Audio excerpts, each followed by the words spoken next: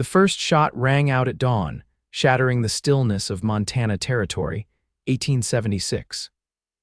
Elizabeth Taylor clutched her infant daughter to her chest and ran until her lungs burned, until the memory of her husband's blood pooling beneath him was a blur like the landscape rushing past. 3 months later, she stood trembling on the porch of the general store in Cottonwood Springs, a desperate notice in her hand that would change everything. Elizabeth's fingers shook as she pinned the paper to the bulletin board outside the general store. Her eyes scanned the words she'd carefully written. Seeking good home for healthy girl child, 8 months old, mother unable to provide.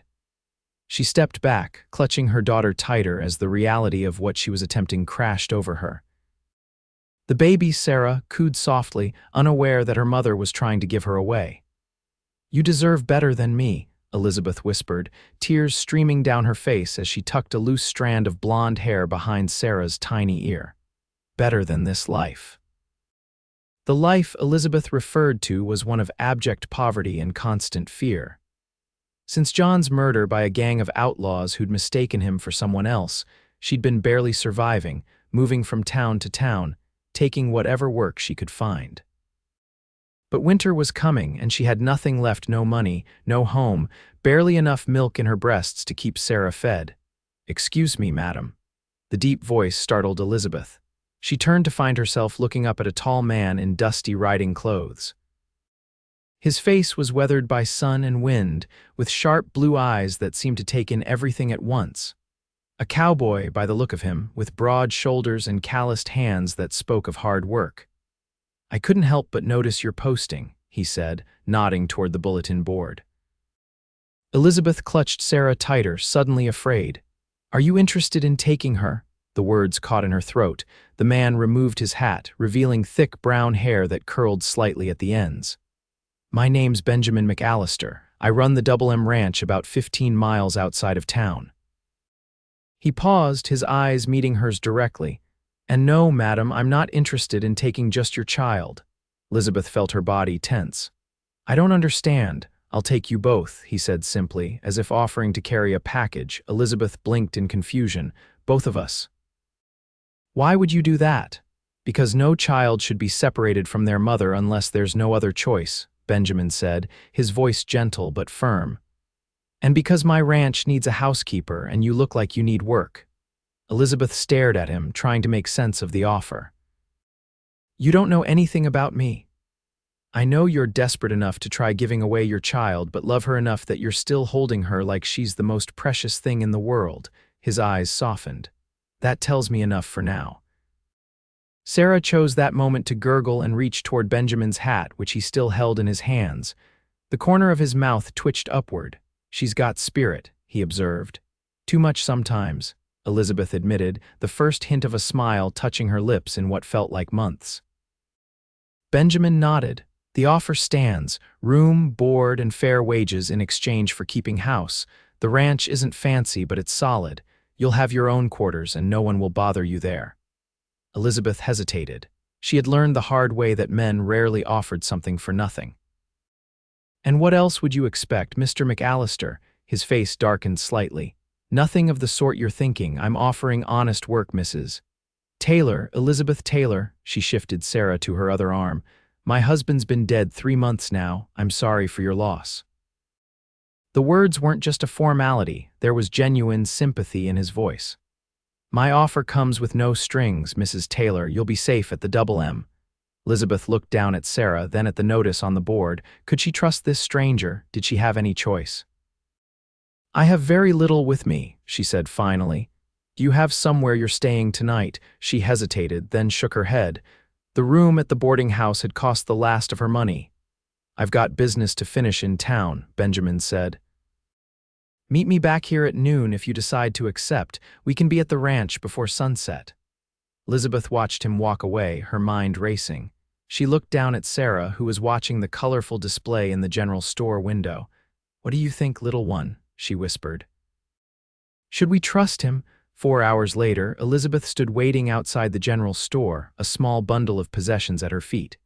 She had nowhere else to go, and Benjamin McAllister's eyes had seemed honest. When his wagon appeared at the end of the street, Sarah asleep in her arms, Elizabeth took a deep breath. This was either salvation or another mistake. Benjamin pulled the wagon to a stop and nodded at her. "You decided to come.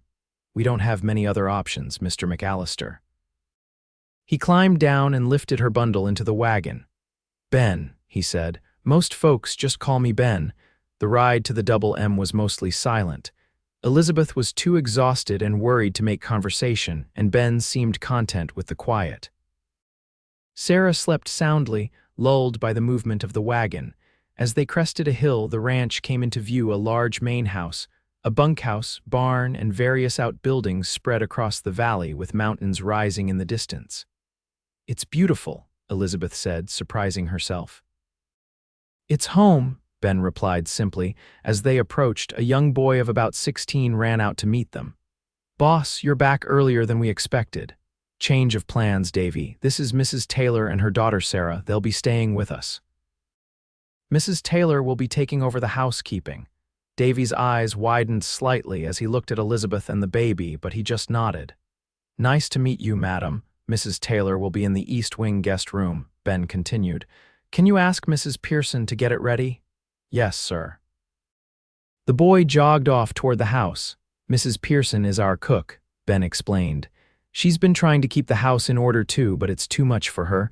She'll be glad for your help." Elizabeth nodded, still trying to process the rapid change in her circumstances.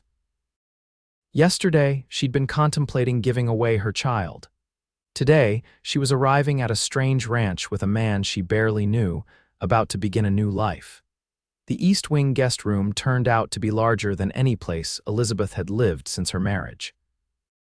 It had a large bed, a smaller trundle that could serve as Sarah's crib, a dresser, and even a small sitting area with a rocking chair near the window.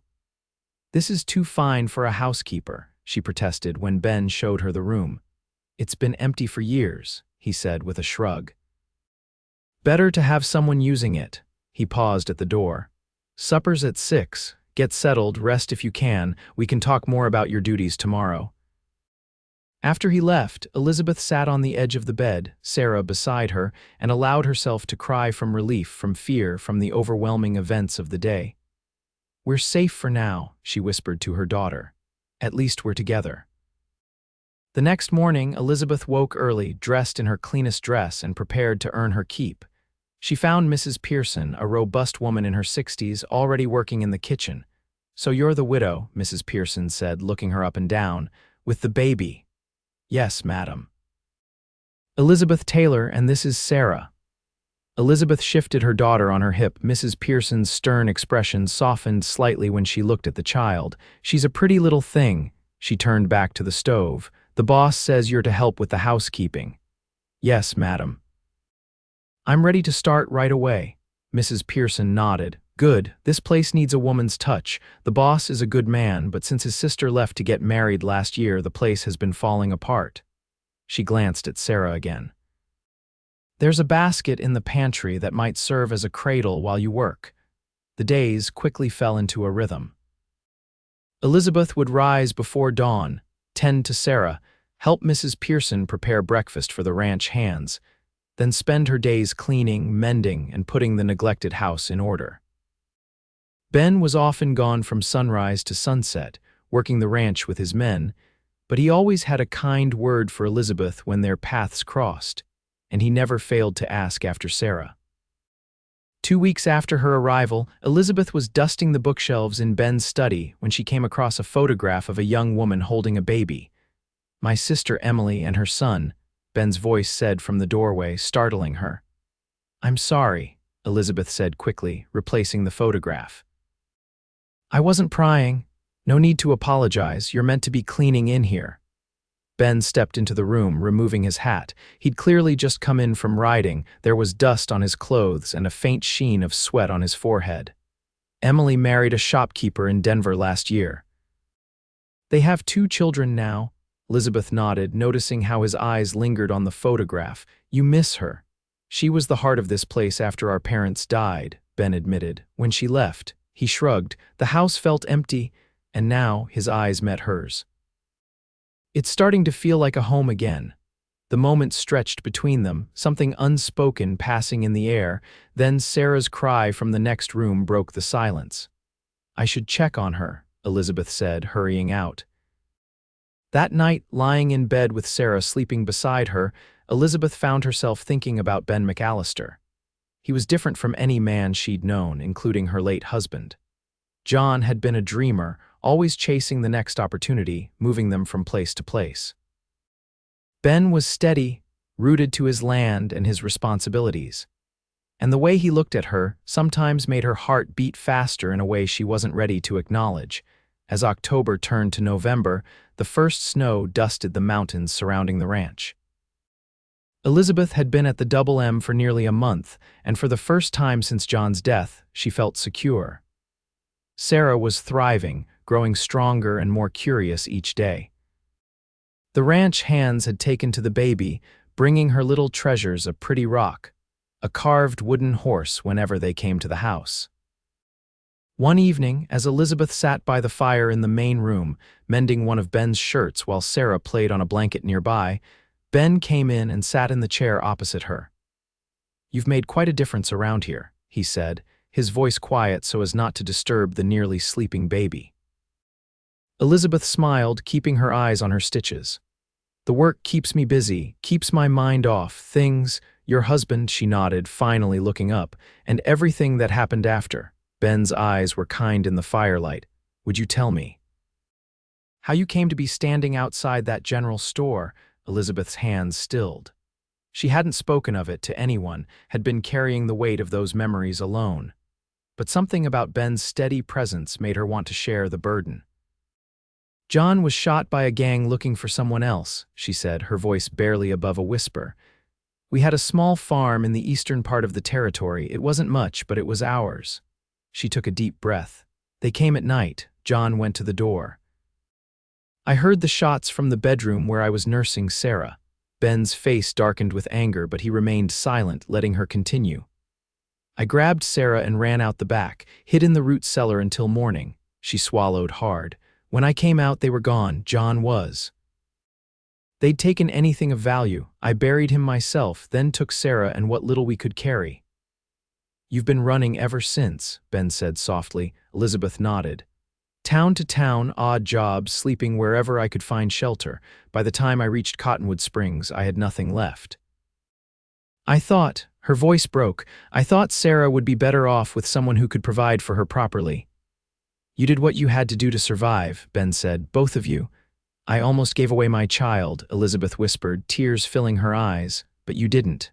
Ben leaned forward. "And you won't have to make that choice again, not while you're here." Elizabeth looked up at him, this man who had taken in two strangers with nothing to offer but trouble. "Why did you help us?" Ben was quiet for a long moment, his eyes drifting to Sarah, who had fallen asleep on her blanket. "When I saw you standing there, holding your notice, holding your daughter, I recognized something." "What?" "Courage." His eyes met hers again. "And loneliness, I know something about both." Before Elizabeth could respond, Sarah stirred and began to fuss. She set aside her mending and went to pick up her daughter. "It's late," Ben said, standing. "I should let you get her to bed." Elizabeth nodded, suddenly aware of how intimate their conversation had become. "Good night, Ben." "Good night, Elizabeth." He hesitated at the doorway. "Thank you for telling me about John." After he left, Elizabeth held Sarah close, breathing in the sweet scent of her baby's hair. For the first time since John's death, she had shared her story and in doing so, felt some of the weight lift from her shoulders. And for the first time, she allowed herself to acknowledge that her feelings for Benjamin McAllister were growing into something she hadn't expected or looked for. As November deepened, the work on the ranch changed with the season. The cattle were brought in closer to the home pastures, the last of the harvest was stored, and preparations for winter occupied everyone's days. Elizabeth found herself busier than ever, preserving food with Mrs. Pearson, mending winter clothes, and making sure the house was sealed against the coming cold. One afternoon, as the first serious snowfall of the season blanketed the ranch, Elizabeth was in the kitchen with Sarah when Ben came in, stamping snow from his boots. "The north pasture fence is secure," he announced to Mrs. Pearson. "The men are coming in now." His eyes found Elizabeth, who was feeding Sarah mashed peas. "How are my girls today?" The casual question, the easy way he included them in his life, made Elizabeth's heart skip. "We're well. Sarah has decided she likes peas after all." Ben came closer, crouching down to Sarah's level. "Is that so, little lady? You've changed your mind about the green stuff," Sarah gurgled and reached for him with a pea-covered hand. Without hesitation, Ben let her grasp his finger, unconcerned about the mess. "She's getting stronger every day," he observed. "And more stubborn," Elizabeth added with a smile. "Wonder where she gets that from," Ben teased, his eyes meeting Elizabeth's. Mrs. Pearson cleared her throat loudly. "If you two are finished making eyes at each other, I've got a kitchen to run and hungry men coming in from the cold." Elizabeth felt her cheeks flush as Ben straightened up, a hint of color on his face as well. "Right," he said. "I should get cleaned up before supper." After he left, Mrs. Pearson gave Elizabeth a knowing look. That man hasn't looked at a woman like that since before his wife died. Elizabeth nearly dropped the spoon she was holding. "His wife, Ben, was married." Mrs. Pearson's eyes widened. "He hasn't told you?" "No," Elizabeth said quietly. "He's never mentioned a wife." The older woman sighed. "It was 8 years ago now. Catherine was her name. She died in childbirth along with the baby. The boss doesn't speak of it." Elizabeth sat very still, absorbing this new information. It explained so much: the empty feeling in the house that he'd mentioned, his immediate understanding when she told him about John, his kindness toward Sarah. "He deserves happiness again," Mrs. Pearson said, turning back to her cooking. "And so do you, if you ask me." That night, after Sarah was asleep, Elizabeth found herself restless. The knowledge of Ben's past had stirred something in her, a deeper understanding, yes, but also a recognition of their shared experience of loss. She wrapped a shawl around her shoulders and quietly made her way to the main room, thinking to sit by the fire for a while. She was surprised to find Ben already there, staring into the flames. "I'm sorry," she said softly. "I didn't mean to intrude." Ben looked up, his expression clearing when he saw her. "You're not intruding. Please join me." Elizabeth hesitated, then sat in the chair opposite him. For a few moments they were silent, the only sound the crackling of the fire. "Mrs. Pearson told me about your wife," Elizabeth said finally. "I'm sorry for your loss." Ben's jaw tightened, but he nodded. "Catherine, she was a good woman. You must have loved her very much." "I did."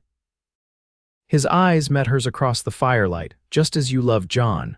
"Yes." Elizabeth looked down at her hands. "It's strange, isn't it, how life can change so completely in an instant, and then change again when you least expect it," Ben added quietly.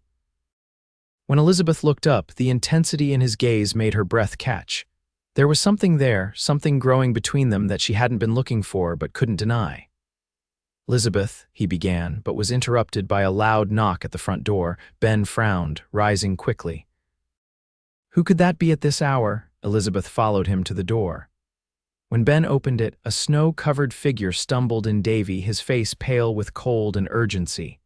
"Boss," he gasped. "Riders coming, 6 of them armed. Jake spotted them from the south ridge." Ben's expression hardened immediately. Did he recognize them? "No, sir, but they're not moving like friendly visitors." Elizabeth felt a cold fear grip her heart, remembering the night John had answered a similar late knock. Ben turned to her. "Go to your room, lock the door. Don't come out until I come for you." "What's happening?" she asked, though she feared she already knew. "Probably nothing," Ben said, but his eyes told a different story. "But I won't take chances with you and Sarah." He called to Mrs. Pearson, who had appeared in the hallway. "Martha, go with her." As Elizabeth hurried to her room with Mrs. Pearson, she heard Ben giving instructions to Davy. "Get the men, rifles ready, but no one fires unless I give the word." In her room, Elizabeth gathered Sarah, still sleeping, into her arms and sat on the bed, Mrs. Pearson beside her. "It could be nothing," the older woman said, but her voice trembled slightly. "Passing travelers, maybe." Elizabeth shook her head. "No one travels in this weather unless they have to." A terrible thought struck her. "What if they are looking for me?" Mrs. Pearson frowned. "Why would anyone be looking for you?" Elizabeth hadn't told anyone the full story of John's death, that he'd been killed by the notorious Blackwell gang, who had mistakenly believed he was someone who had crossed them. That she had seen their faces clearly in the moonlight as they ransacked the house. That she could identify them if needed. "It's complicated," she said softly. They sat in tense silence for what felt like hours but was probably only minutes. Then came the sound of voices outside, raised in anger. A gunshot cracked through the night, then another. Sarah woke with a cry, sensing her mother's fear. Elizabeth held her close, whispering soothing words she didn't feel. More gunshots, a man's shout. Then silence. Elizabeth's heart pounded so loudly she was sure Mrs. Pearson could hear it.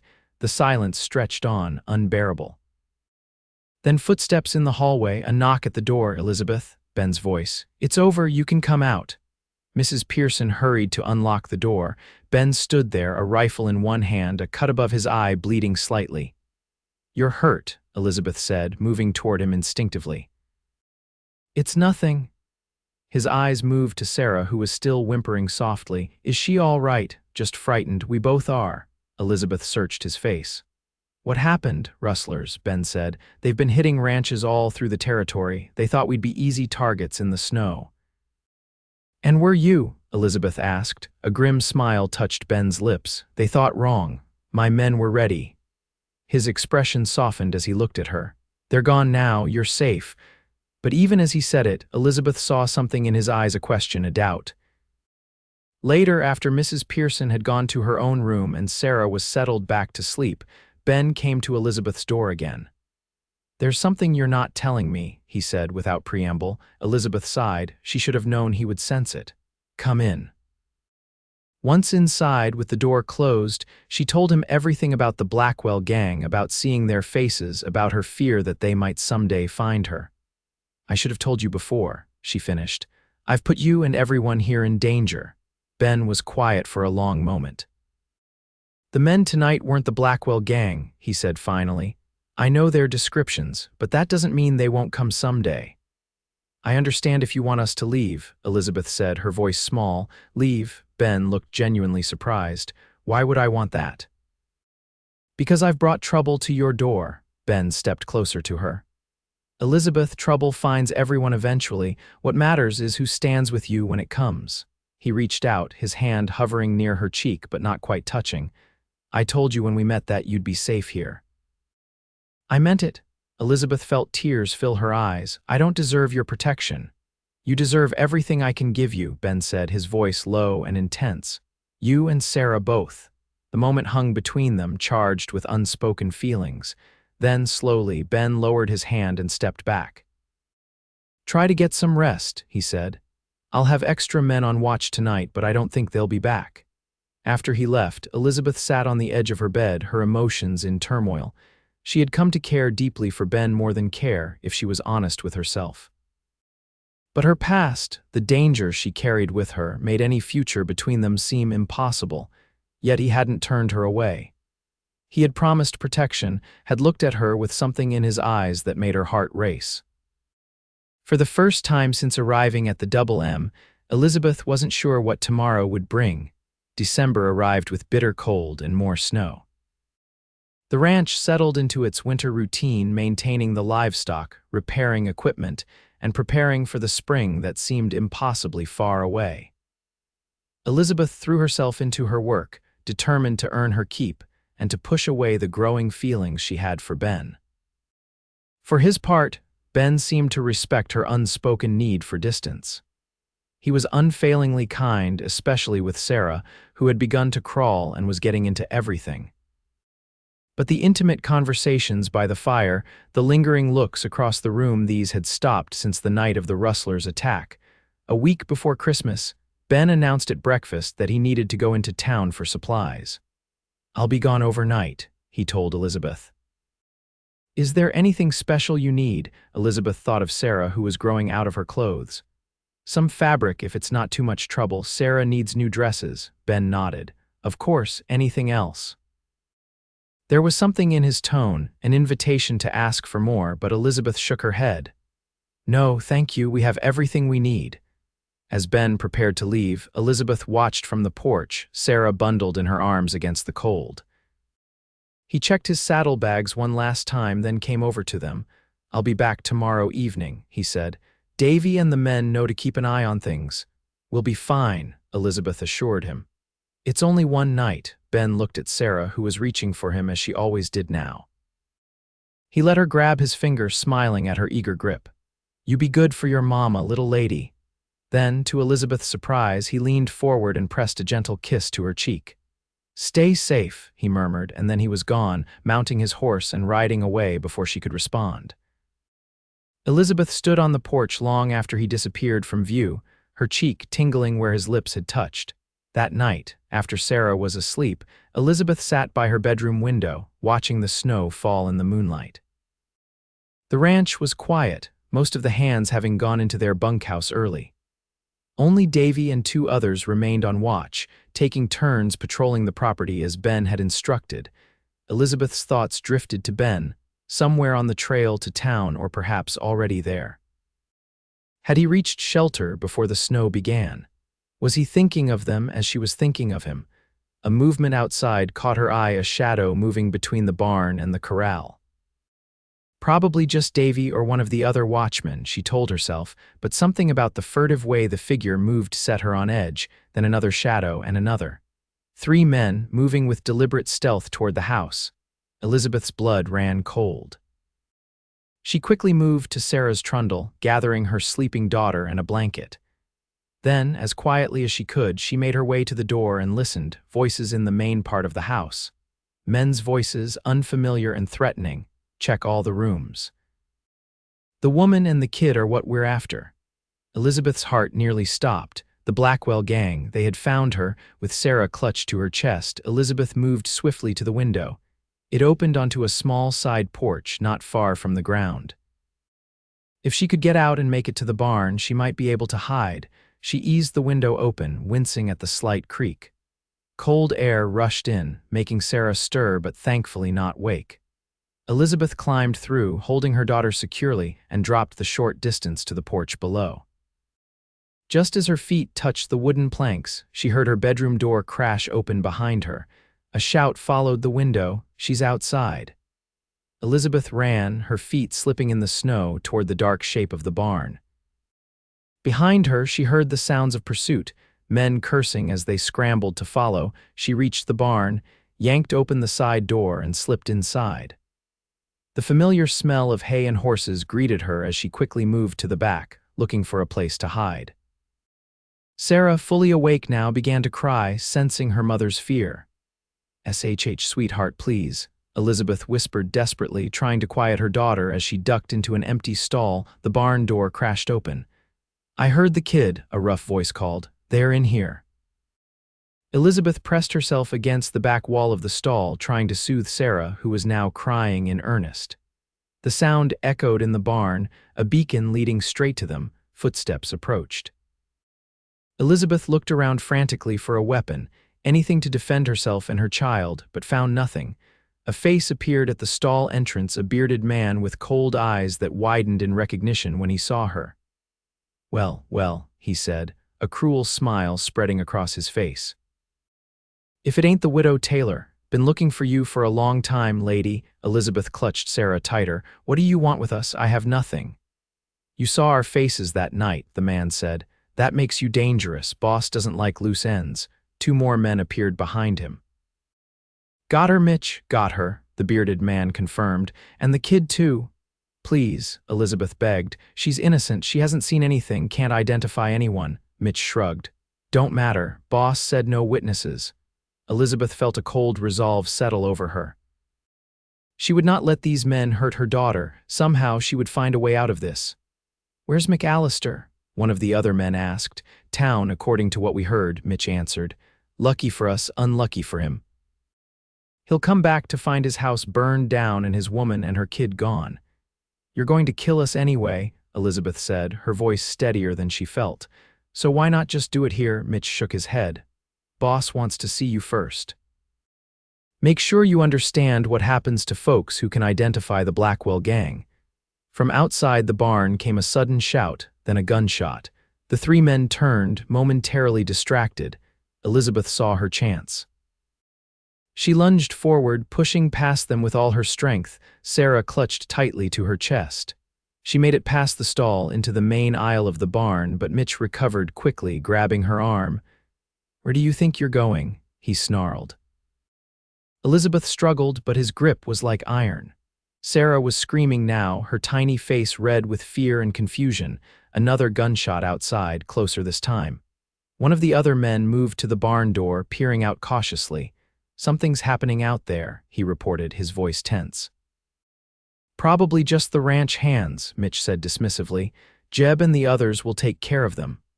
But uncertainty had crept into his tone. More gunshots sounded, a volley of them, and shouting that was getting louder. "We need to go," the third man insisted. "This is turning bad." Mitch hesitated, his grip on Elizabeth loosening slightly. It was enough. She wrenched her arm free and ran toward the back of the barn, where she knew there was another door. "Get her," Mitch shouted, but at that moment, the main barn doors burst open. Elizabeth turned, still running, and saw a sight that made her heart leap. Ben, rifle raised, with several of his men behind him. "Elizabeth," he called, his eyes finding her immediately. "Ben," she cried, relief washing over her. Mitch pulled his gun, aiming at Ben, but one of the ranch hands fired first. The outlaw went down with a cry of pain, clutching his shoulder. The other two Blackwell men surrendered quickly, raising their hands as Ben's men surrounded them. Ben crossed the barn in long strides, reaching Elizabeth and gathering both her and Sarah into his arms. "You're safe," he murmured into her hair. "You're safe now." Elizabeth trembled against him, the fear and adrenaline giving way to relief. "How did you know you were supposed to be in town?"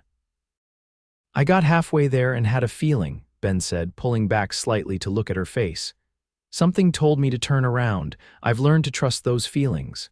Sarah had stopped crying and was looking up at Ben with wide eyes, recognizing the safety of his presence.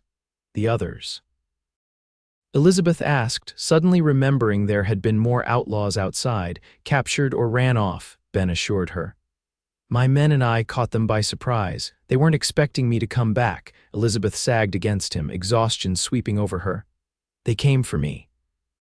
Because I saw their faces the night they killed John." "I know," Ben said quietly, "and they'll never threaten you again. The law's been after the Blackwell gang for years. This time they'll hang." He led her carefully out of the barn, his arm around her shoulders, supporting her as they walked back to the house. Outside, Ben's men had the captured outlaws securely tied, waiting for morning when they could be taken to the sheriff in town. In the house, Mrs. Pearson was waiting, her face pale with worry. She rushed forward to take Sarah, clucking over the child like a mother hen. "I'll get her warmed up and settled," she promised Elizabeth. "You look dead on your feet, child." Elizabeth nodded gratefully, allowing the older woman to take Sarah. Once they were gone, she turned to Ben, suddenly overwhelmed by everything that had happened. "You saved us," she whispered. Again, Ben shook his head. "You saved yourself by being brave enough to run." He reached out, touching her cheek gently. "I just happened to come home at the right time." "Home," Elizabeth repeated, the word filling her with a warmth she hadn't expected. "Is that what this is now, for us?" "It has been since the day you arrived," Ben said softly. "At least that's what it's become for me." Elizabeth looked up at him, really looked, and saw in his eyes everything she'd been afraid to hope for: love, acceptance, a future. "Ben," she began, but he shook his head. "Not tonight," he said gently. "You've been through too much. Rest. We'll talk tomorrow." But Elizabeth couldn't let the moment pass, not when they had come so close to losing everything. She reached up, placing her hand on his cheek, feeling the rough stubble under her palm. "I love you," she said simply. "I think I have since you said you'd take us both."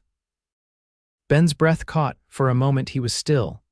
Then, slowly, he leaned forward until his forehead rested against hers.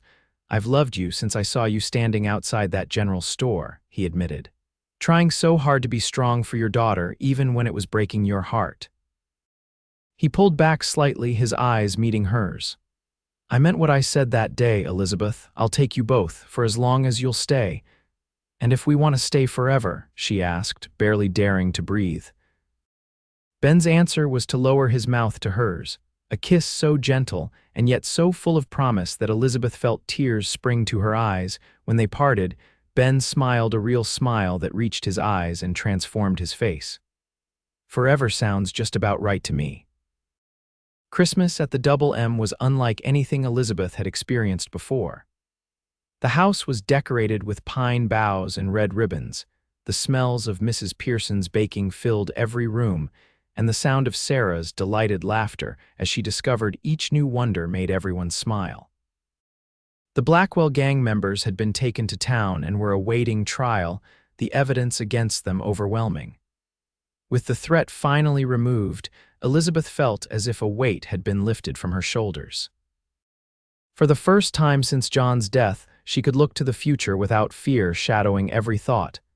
And that future, she now knew with certainty, would include Ben. They had spoken at length in the days following the attack, sharing the remaining pieces of their stories, their hopes and dreams, their fears. Ben had told her more about Catherine, the young wife he had lost, and Elizabeth had shared memories of John the good and the bad. He was restless, she had admitted one night as they sat by the fire. Always looking for something better, something more. I loved him, but sometimes I wondered if he ever would have been content. Ben had nodded, understanding in his eyes. Some men are built that way. They need the horizon, the next adventure. And you, Elizabeth had asked, what do you need? His answer had been simple. This land, this home, you and Sarah. On Christmas Eve, after the festivities with the ranch hands were over and Sarah was asleep among her new toys, Ben asked Elizabeth to walk with him outside.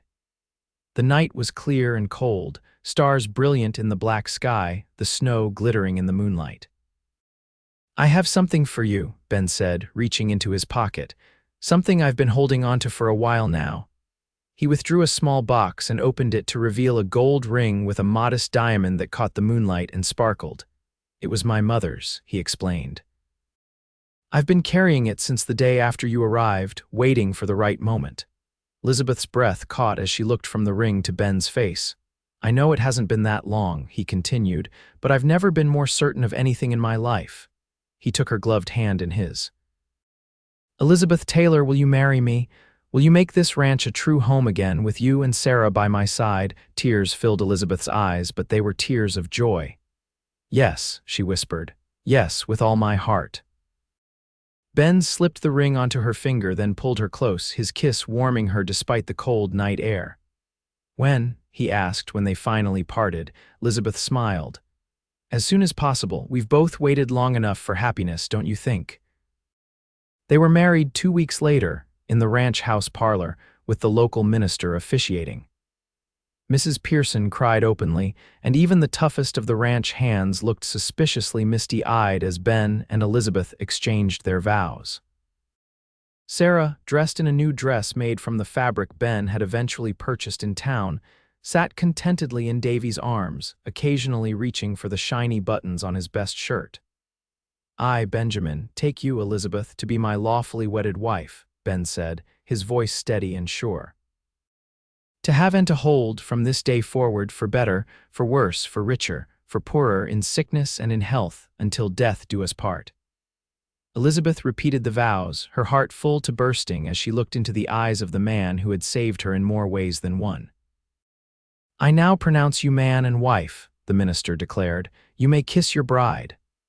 Ben's kiss was gentle but full of promise, sealing their commitment to each other and to the life they would build together. The celebration afterward was joyous, with music and dancing, food and drink. Elizabeth found herself watching Sarah, who was being passed from one adoring ranch hand to another, each man careful and protective with the child they had all come to love. She'll never lack for uncles, Ben observed, following Elizabeth's gaze. Or for love, Elizabeth added, leaning against her husband's shoulder. Later that night, after the guests had gone and Sarah was asleep in what was now the nursery adjacent to the master bedroom, Elizabeth stood by the window, looking out at the moonlit landscape of the Double M, her home.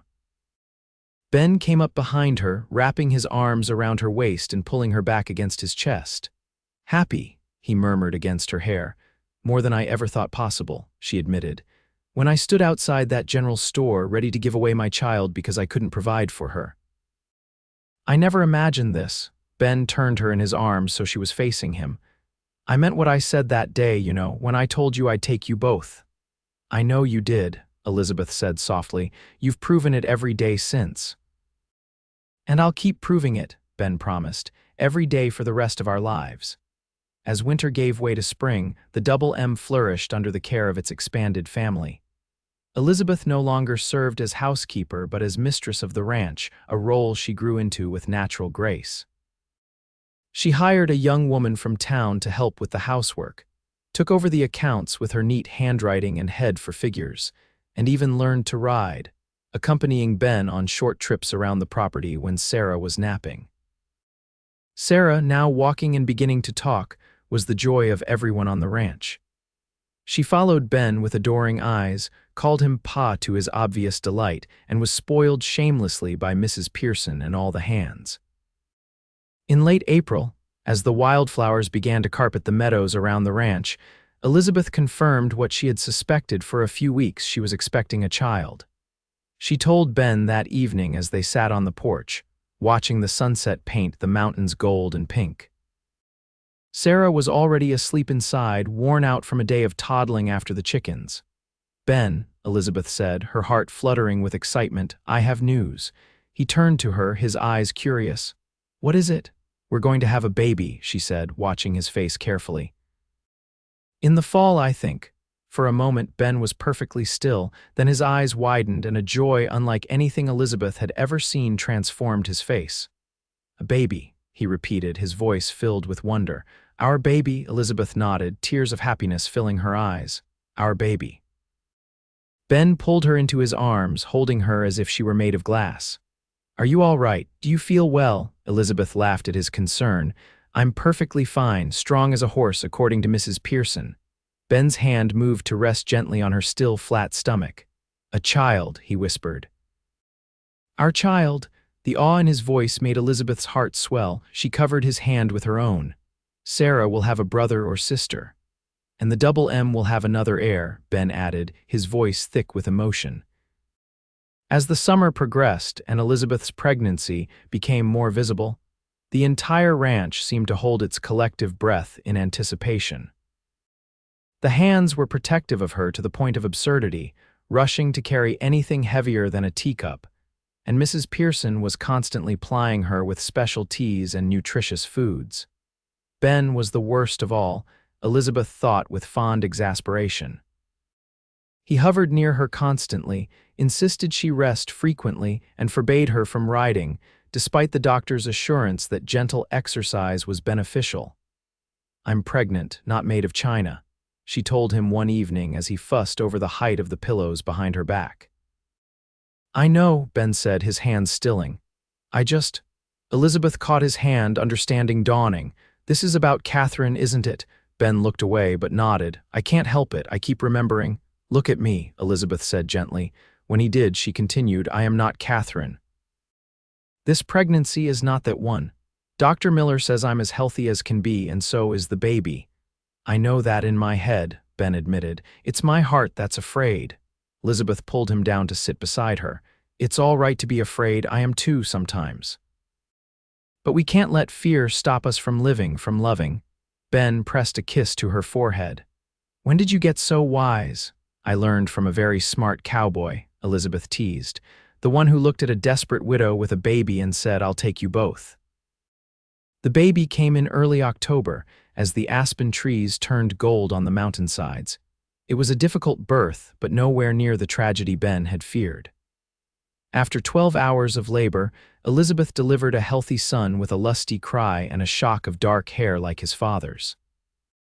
He's perfect, Ben whispered, cradling his son with tears streaming unashamedly down his face. Elizabeth, he's absolutely perfect.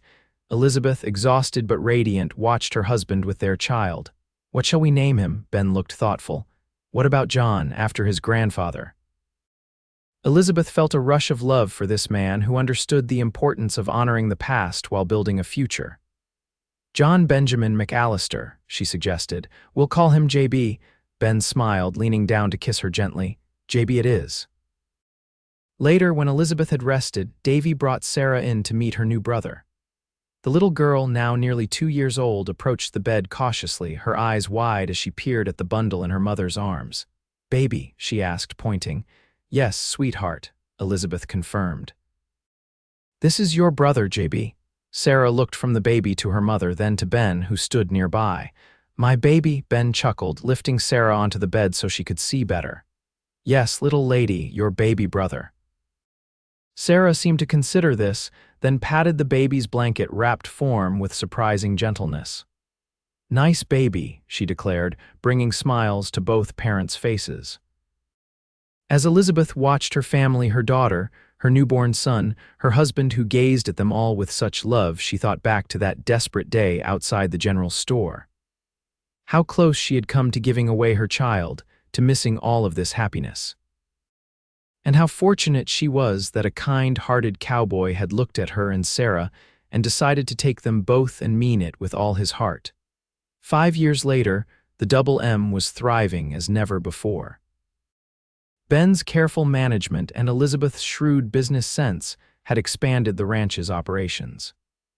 They now bred horses as well as cattle, and their reputation for quality stock had spread throughout the territory. Sarah, now 7, was a spirited girl with her mother's blonde hair and her father's blue eyes. She rode like she'd been born in the saddle and was already helping with the easier ranch chores, proud to be contributing to the family business. JB, at 5, was his father's shadow, solemn and thoughtful, with a natural way with animals that even the most experienced hands remarked upon.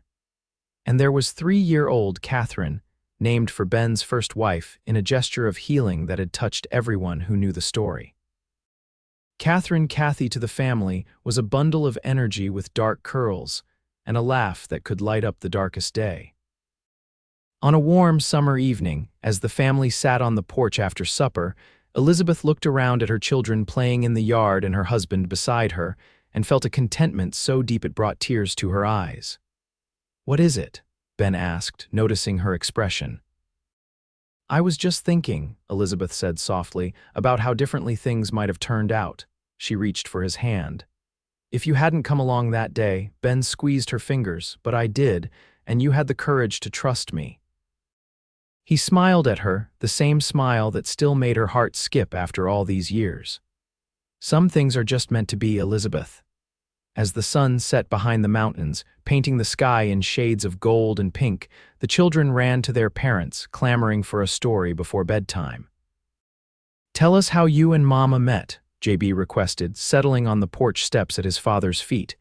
"Again," Ben teased, though he never tired of telling the tale. "Please, Papa," Sarah added, sitting beside her mother. "It's our favorite." Ben looked at Elizabeth, love clear in his eyes.